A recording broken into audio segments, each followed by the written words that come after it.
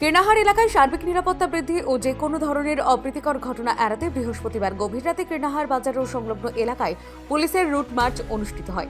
আচমকা এই রুট মার্চে স্বস্তি ফিরেছে স্থানীয় বাসিন্দাদের। পুলিশ সূত্রে জানা গিয়েছে, এলাকায় ছড়িয়ে পড়া গুজব রুখতে এবং সাধারণ মানুষ যাতে আতঙ্কিত না হন সেই লক্ষ্যেই এই বিশেষ রুট মার্চের আয়োজন করা হয়। পাশাপাশি নিরাপত্তা ব্যবস্থা আরও জোরদার করার বার্তাও দেওয়া হয়েছে পুলিশের তরফে।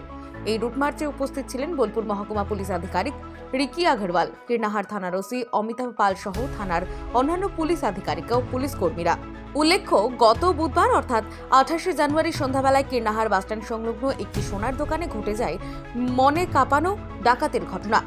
সেই ঘটনার পর থেকেই আতঙ্কের ছায়া নেমে আসে গোটা এলাকায়। এখনো সেই আতঙ্ক পুরোপুরি কাটেনি স্থানীয়দের মন থেকে। এবার সেই ভয় দূর করতেই রাস্তায় নেমে অ্যাকশন মোডে পুলিশ। রুট মার্চ চলাকালীন বাজার এলাকা ও আশেপাশের বিভিন্ন অলিগলি পরিদর্শনের পাশাপাশি সন্দেহজনক ও অচেনা ব্যক্তিদের দাঁড় করিয়ে জিজ্ঞাসাবাদও করা হয়। পুলিশের সক্রিয় উপস্থিতিতে এলাকায় ফের নিরাপত্তার বার্তা পৌঁছেছে বলেই মনে করছেন স্থানীয় মানুষজন।